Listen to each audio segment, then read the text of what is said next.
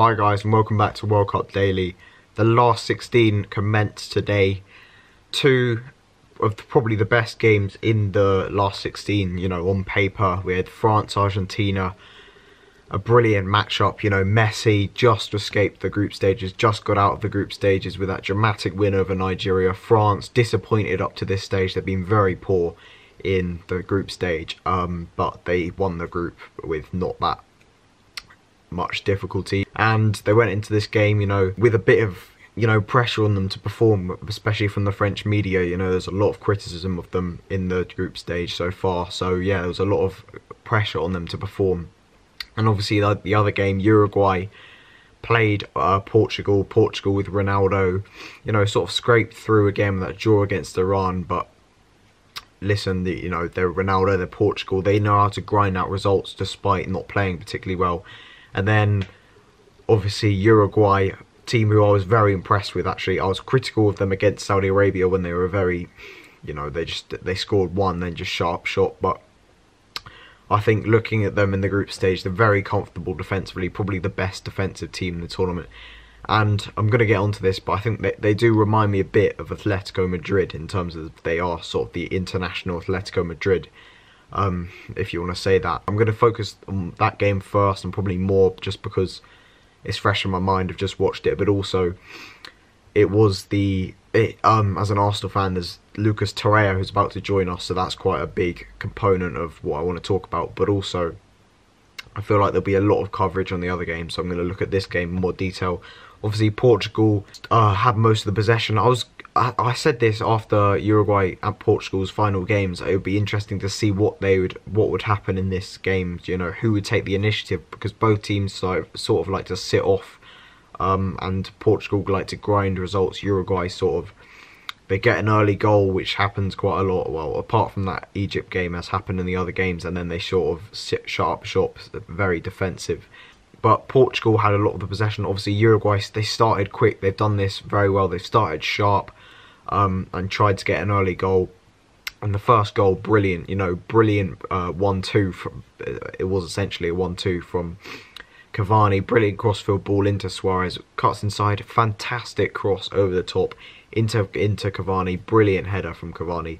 Well, it came off his face, but he didn't really need to do much. He just needed to sort of guide the ball, because all the pace and all the pace and sort of guidance on the ball was put in from Suarez. It was a fantastic cross, and I thought Uruguay probably had the better chances. There weren't that many clear-cut chances in the first half, but they probably had the better. They frustrated Portugal. Ronaldo had very little space. He couldn't really create much, and Portugal trying to do everything through the centre where it was crowded, and they were forced to take long shots, and when they did go wide, they had to cross from very deep, and that was bread and butter to obviously Godin and Jimenez, very strong centre-backs, and they can deal with anything in the air. And I think the player I want to concentrate on is Lucas Torreira. Brilliant performance. I was really impressed with him.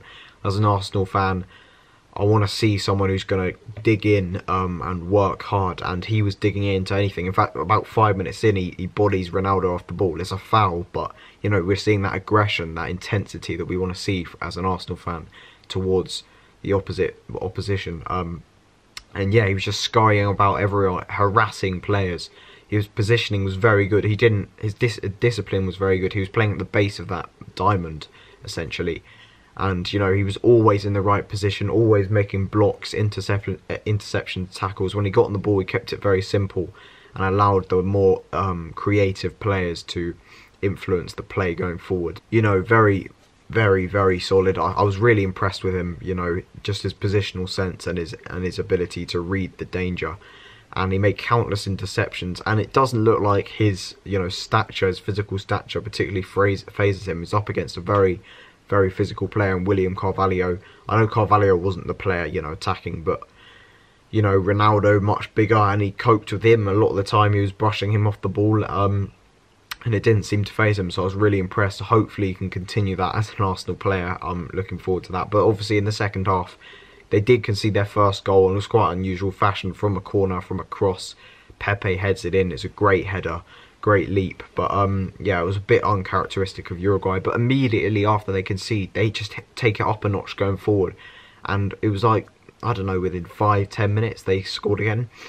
Nice 1-2 that plays it down into Cavani, and it's a brilliant finish. You knew as soon as it's left his foot is coming in. I've been critical of Cavani in the past. I think some of his finishing's really poor. He only seems to score things that are quite instinctive, like his first goal. When he has to think about it a bit more, he seems to miss it and kind of screw it up. But this was a brilliant finish, made it 2-1. And yeah, Uruguay, they did what Uruguay do. They set up very defensively, and I could see them causing France a real upset because I think they defend brilliantly. And I said it before this one, and I said it after the group stage. I think they could go really far. I really think they could frustrate France if they score early, which they seem to do well. Then they could frustrate France. I think they'll frustrate France anyway, but especially if they score early, I feel France will find it hard to get back into the game. But obviously, looking at France, because they played 4-3, it was a brilliant game, particularly the second half. The first half, it was a bit frustrating to watch. Argentina were very poor. They'd act a focal point. They were playing Messi as a sort of false nine, but he kept coming to look for the ball, which meant they had no one up there, and they had no one making runs beyond him anyway, so that didn't matter. So it did matter.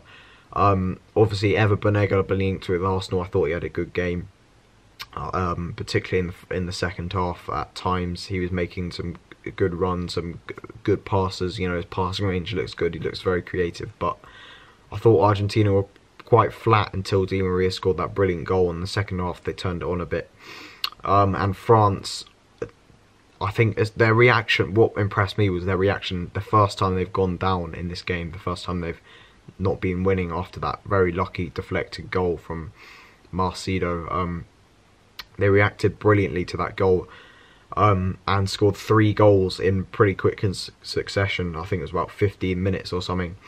The first, obviously, Mbappe's goal. The first was the stunning Pavard goal. The second, Mbappe's goal, is bad keeping. The third, a brilliant move, sort of Arsenal-esque, if you like. Giroud threads it through, and then it's another good finish from Mbappe, who's probably the standout player. You know, he's running on the ball. He's so quick, causing the Argentina defence all sort of problems. You saw it with the penalty at the start, the way he galloped past loads of players. Pogba, I thought, also played very well.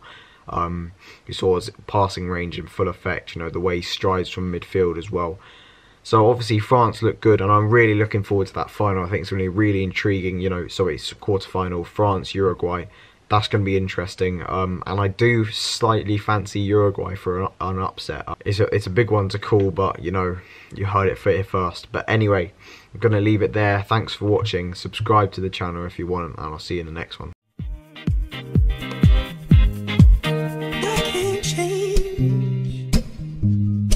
Even if I tried, even if I wanted to, and I can't change.